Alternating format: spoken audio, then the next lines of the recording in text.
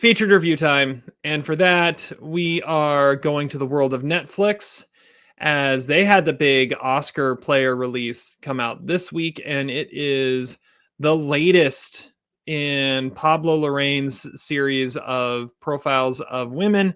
This one is Maria, starring Angelina Jolie. Zach, you're going to start us off. Tell us all about Maria and what you thought. Okay, Maria is, according to Wikipedia, the premise is that the film is set during Callas's final years in the 1970s when she was living in Paris. And that's all that Wikipedia says. So if you weren't following this movie, you cannot rely on Wikipedia for a good plot synopsis. Anyway, yes, it stars Academy Award winner, Humanitarian Award winner, all-around amazing human being, Angelina Jolie as Maria Callas, who was a legendary soprano singer. Now, one of the differences between this movie and Pablo Larrain's previous two movies, Jackie and Spencer, is that we are not old people. Well, Terry's old, but Adam and I, we don't always know historical figures. I was familiar with Jackie Kennedy. I, of course, remember Princess Diana. Going into this movie, I really didn't know much about Maria Callas. I knew the name. I'm not particularly an opera aficionado. She died well before I was born. And, you know, I don't know how popular opera music really is in this world that we live in. So going into this movie, I had much less context for who she was than the previous two movies. And I think subsequently, as a result, this movie kind of suffered. This is a look at Maria Callas's last, essentially, week of life. And we know that because the opening of the movie starts kind of at the end when they discover her dead body. So I guess that's a spoiler alert. But we flash back a little bit in time. There's no snowball dropped on the ground or rosebud or anything like that. But we do get a little bit of cues about who she was. Basically, someone who had lived out her celebrity and now was suffering from a drug addiction and basically, I think we can kind of say affluenza. You know, she lives in this huge loft in Paris with her help.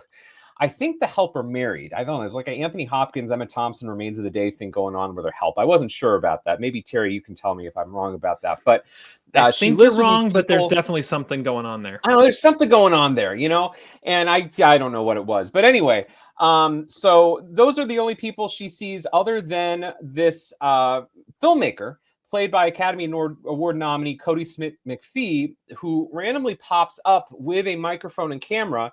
And it is not a spoiler alert to say that this ends up being a hallucination. It would have been better maybe had he been played by Paul Bettany or Ed Harris, but it is Kodi Smit-McPhee is there as a hallucination. And basically, I guess his purpose in the movie is to ask Maria about her legendary career and why she no longer is singing, although she is trying to make some sort of comeback. Also sprinkled into the movie is a vocal coach that she occasionally sees. There are lots of shots with Angelina Jolie in glasses and a hat and big kind of outlandish outfits as she either walks along the streets of Paris, goes to a restaurant in the vain hopes of getting recognized, or just kind of hangs out in her apartment doing barbiturates, kind of pulling a Penny Lane, I guess. So this movie is... you know, I went into it with relatively high expectations. I've always liked Angelina Jolie. I even liked her in that stupid firefighter movie from roughly the same period we reviewed the Jack Ryan movie, I guess. Those Who Wish Me Dead.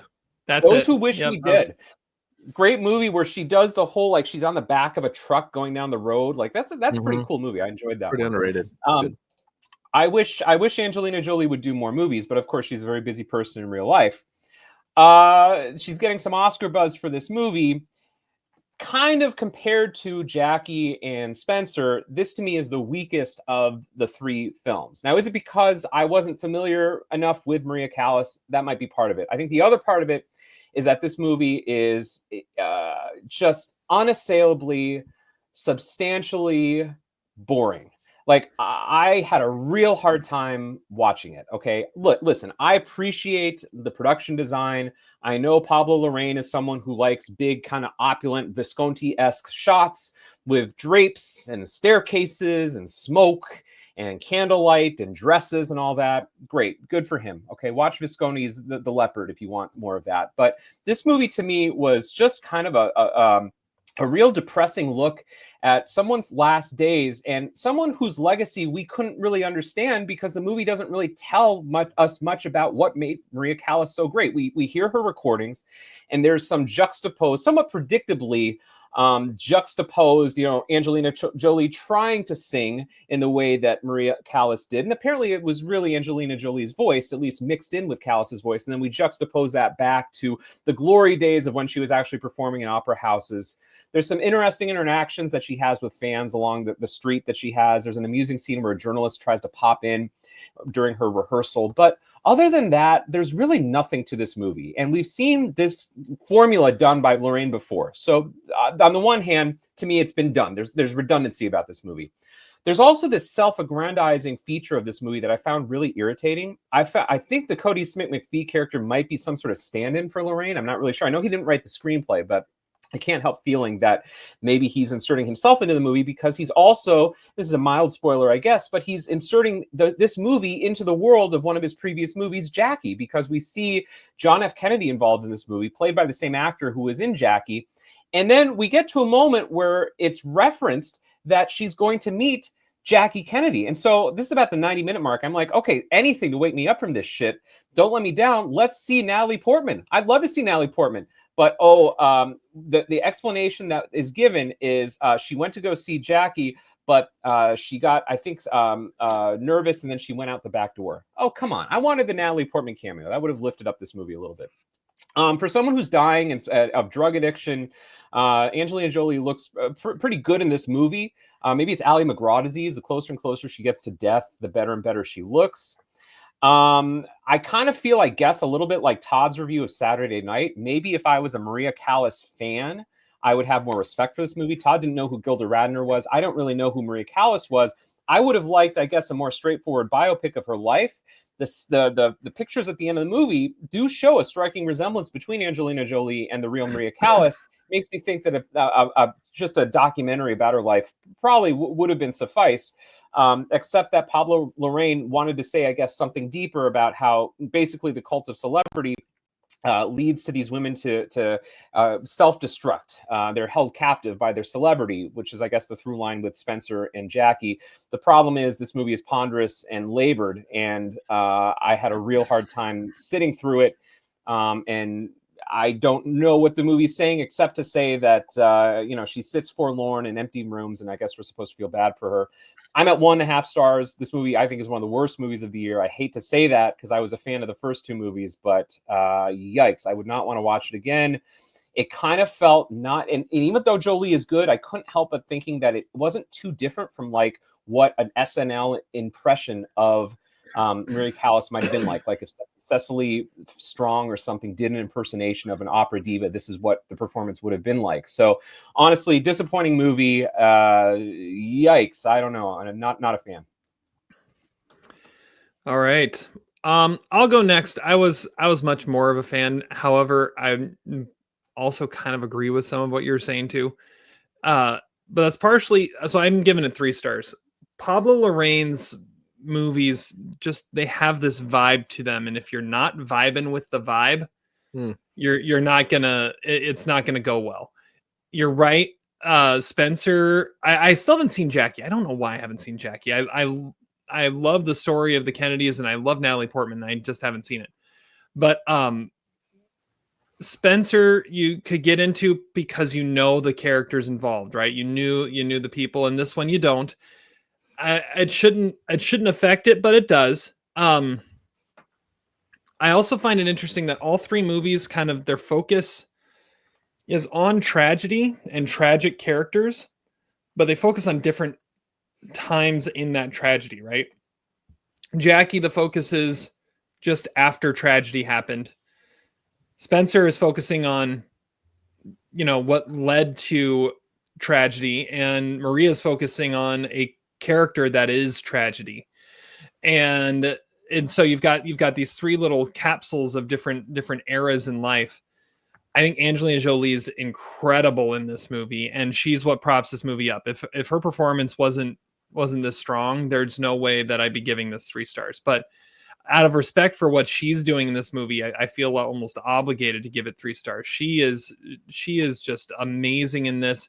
And one of the things I was thinking too is this might be someone we're talking about come Pinot time with for a high war, because I don't see many actresses being able to pull off just the gravitas and the over the top diva-ness that Angelina Jolie is able to do it, and it have the gravity that it is given to it because it's her.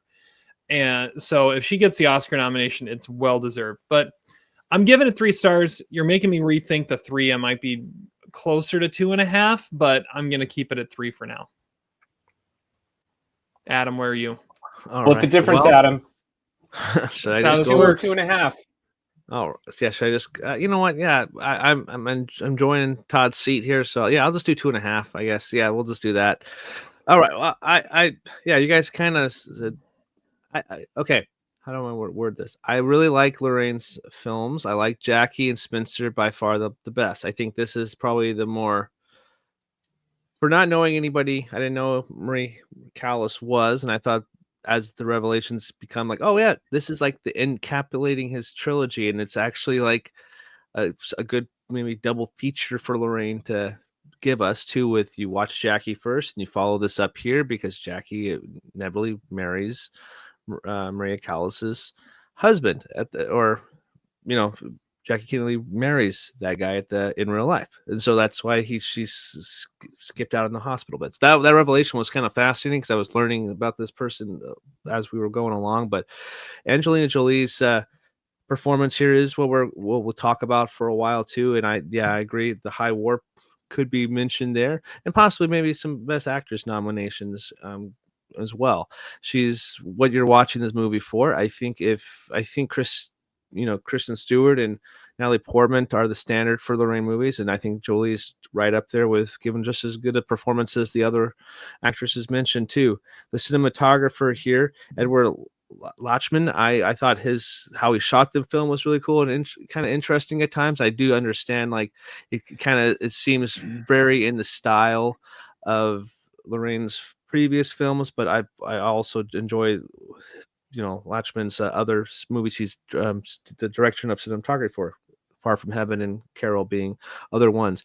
But yeah, it's very slow moving, meandering, and not as interesting because you don't have that connection with the character there. But this is a film that I can see myself possibly rewatching, maybe because it's on Netflix, and maybe even liking a little bit more, getting more familiarized with the character. I'm trying to think, Laurent, did he do? Who did? He did do El Conde, or no, he was the producer for that. No, he did El Conde. Yeah, I was going to make a joke that I was surprised there was no vampires in this, but that was it seemed lame after the one. Nothing like that. But at the same time, is that it was interesting. The only opera thing that I really knew before this was Florence Foster Jenkins because of Meryl Streep. That's the only reason. I'm not a big opera fan either, but when that one popular song she played, that one popular song that I have heard countless number of times before popped up, I was like, I know that song, but that's about it. But yeah, it's a fine movie. Lorraine is doing his thing. He's in his wheelhouse there, and that's where he's successful, and people do like it. But yeah, I guess for this, Angelina Jolie is the best part of the movie. So yeah, give this film 2.5 stars, but her performance is 3.5 to 4 if we're just base rating on the performance. So we'll say that. Yeah. So, this movie for me suffered in comparison to a lot of other movies that did something similar. Like, I really thought this movie was like Last Days meets the last 30 minutes of Citizen Kane. And those movies were just stylistically richer, I guess. Maybe it's because I have more of a connection with Kurt Cobain or Charles Foster Kane. And then I really thought, too, about another woman who might get a very well-deserved Best Actress, at least we three think so, maybe our other co-host doesn't, is Demi Moore in The Substance. I mean, basically, Maria Callas in this movie is like Demi Moore in The Substance. That movie was so much cooler in terms of how it visualized, and you really felt her isolation and anger and agitation at the world. Now, maybe that's not what Pablo Larrain was going for, but his emotional tapestry in this movie is like so muted, you know. Okay, we look at her face a lot. I thought this movie is very Kulishovian. All right, we just kind of look at her face the whole movie, and it's like just looking at her face. It's a great face. It's Angelina Jolie, but is she feeling sad? Is she feeling regret? Is she feeling shame? Is she feeling anger? I don't know. It's not that interesting. Let's get some raw chicken that she can throw at the TV. Okay, let's get some to me more substance energy in this movie. And of course, it's not fair to compare it. I also thought that this movie didn't really care about music.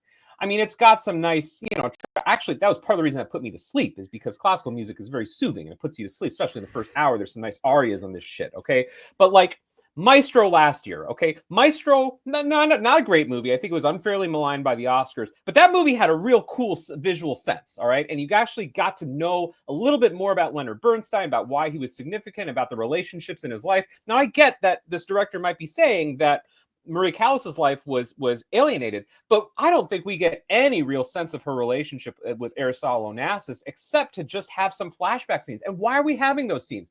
She apparently is one of the greatest of all time. Why don't we get more performance scenes or more scenes where she's like learning her craft? No, we just get this kind of Jacqueline Suzanne behind the scenes Hollywood rumor bullshit about Ari Onassis. By the way, stickman of the movie, Maria Callas and Jackie Kennedy, Angelina Jolie and Natalie Portman. That's impressive for a guy who kind of looks like, you know, I don't know who he kind of looks like the old man in Home Alone on the plane back to Dallas with his wife, and she gives him the watch. Anyway, I don't know what I'm talking about. All right. Well, I'll stick at 3 for now. We'll see where it goes, but 3 stars for me, 2.5 stars for Adam, 1.5 stars for Zach. Let's move on. We spent enough time on this one. Let's get to